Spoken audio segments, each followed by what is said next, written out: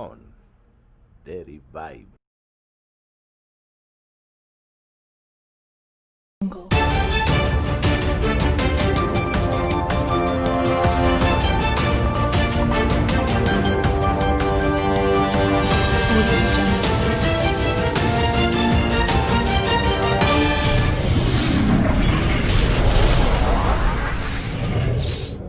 CTV turning on the revive.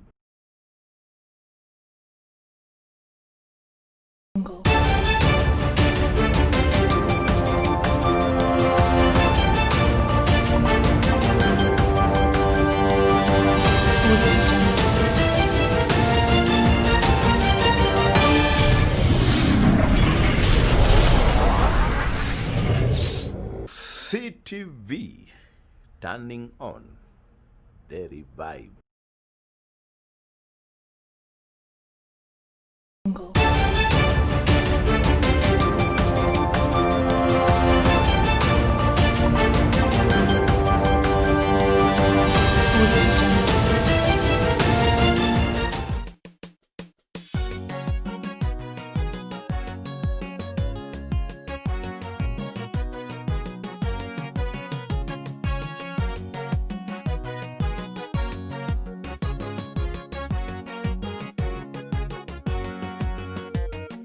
Hosiana, Hosiana, Hosiana, Hosiana, hahirwa umwamuje mu izina ry'Uwiteka, amahoro n'icyubahiro biba hasumba hose. Hosiana, Hosiana, Hosiana, Hosiana, hahirwa umwamuje mu izina ry'Uwiteka, amahoro n'icyubahiro biba hasumba hose.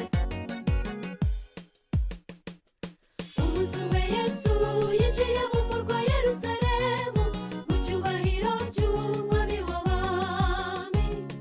Abaturage b'uwo murwa basasa imyambaro yabo mu nzira hose Yesu yagiye anyura baririmba Hosiyana. Bari bazi ko azanywe no kubakiza ingoma mbi zo mu isi, kuko yahanuwe ko ari uzarengera ubwoko bw'Uwiteka. Ibyishimo bitaha mu mitima yabo, baririmba banyeganyeza amashami y'ibiti, indirimbo zikwiriye Yerusalemu. Nyamara we yazanywe no gutegura imitima y'abantu, ayigobotore mu ngoyi y'icyaha no mu rupfu rw'iteka. Umunsi umwe bazatahe mu rugo iwabo, baririmba banyeganyeza imisingi y'ijuru, indirimbo zikwiriye Yerusalemu. Twegereje umunsi wo kuzimurirwa iwacu, umukwe n'umugeni we binjira mu cyubahiro. Haririmbwa indirimbo y'akataraboneka, izaririmbwa n'abamarayika, izaba ari indirimbo yo kwakira umukwe.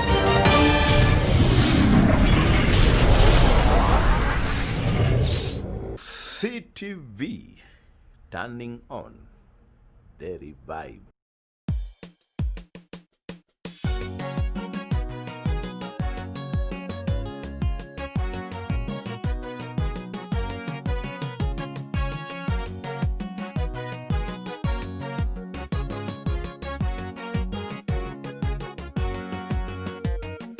Hosiana, Hosiana, Hosiana, Hosiana, hahirwa umwamuje mu izina ry'Uwiteka, amahoro n'icyubahiro biba hasumba hose. Hosiana, Hosiana, Hosiana, Hosiana, hahirwa umwamuje mu izina ry'Uwiteka, amahoro n'icyubahiro biba hasumba hose. Umunsi umwe Yesu yinjiye mu murwa Yerusalemu, mu cyubahiro cy'umwami w'abami. Abaturage b'uwo murwa basasa imyambaro yabo mu nzira hose Yesu yagiye anyura baririmba Hosiyana. Bari bazi ko azanywe no kubakiza ingoma mbi zo mu isi, kuko yahanuwe ko ari uzarengera ubwoko bw'Uwiteka. Ibyishimo bitaha mu mitima yabo, baririmba banyeganyeza amashami y'ibiti, indirimbo zikwiriye Yerusalemu.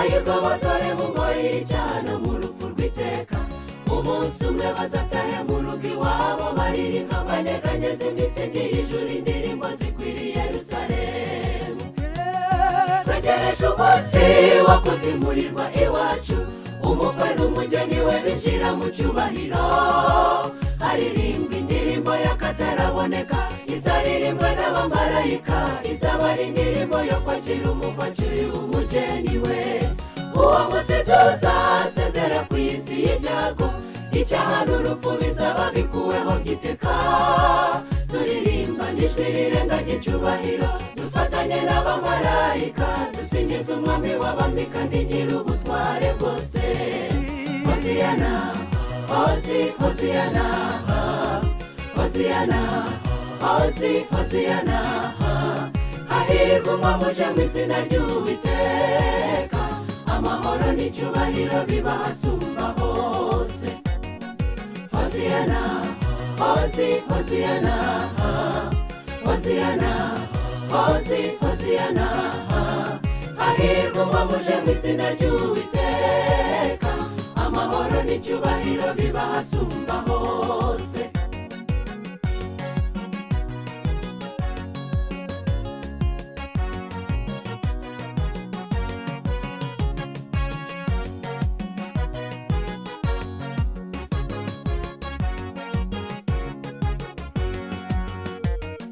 turasabwa twese gutegura umwambaro w'ubukwe wera kuko nta n'umunsi ngira atawufite nawe umutima wawe ni wo mwambaro Yesu akeneye kugira ngo akwanike ku rutonde rw'abazinjirana nabo ahera ntagisigaye tugeze ku nkengero z'i Yerusalemu suzuma intekerezo zawe mwene dananjye suzuma izanjye nta kizira kizinjiraho hera kandi buri muntu ku giti kereka twese twiyambura ibizira byatubuza kugenda ntagisigaye tugeze ku nkengero z'i Yerusalemu suzuma intekerezo zawe mwene dananjye suzuma izanjye nta kizira kizinjiraho hera kandi buri muntu ku giti kereka twese twiyambura ibizira byatubuza kugenda twegereje umunsi wo kuzimurirwa iwacu umukwe n'umugeni we binjira mu cyubahiro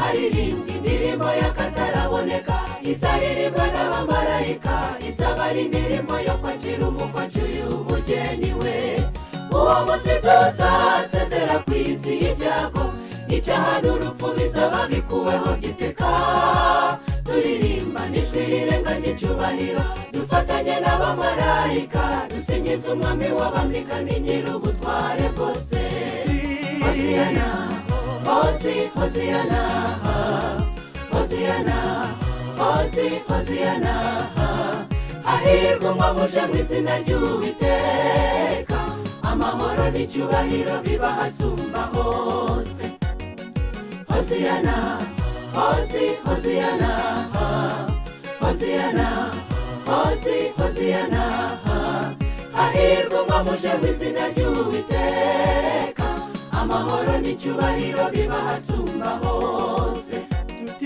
hoziyana hoziyana hoziyana hoziyana hahirwa umwami uje mu izina ry'Uwiteka amahoro n'icyubahiro biba hasumba hose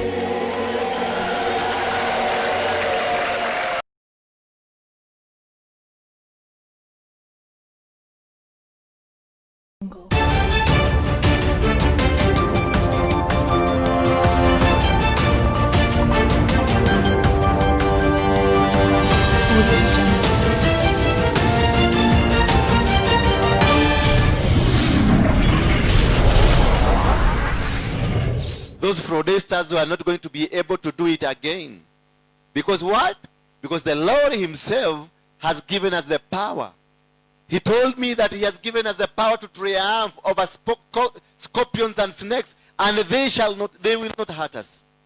He's given us the power to destroy every mountain. In the book of Zechariah 4 verse 6 says, he is going to level every mountain that is ahead of you. And Saul gathered all Israel, and they encamped at Gilboa. When Saul saw the army of the Philistines, he was afraid, and his heart trembled greatly. And when Saul inquired of the Lord did not answer him, either by dream, or by Urim, or by prophets.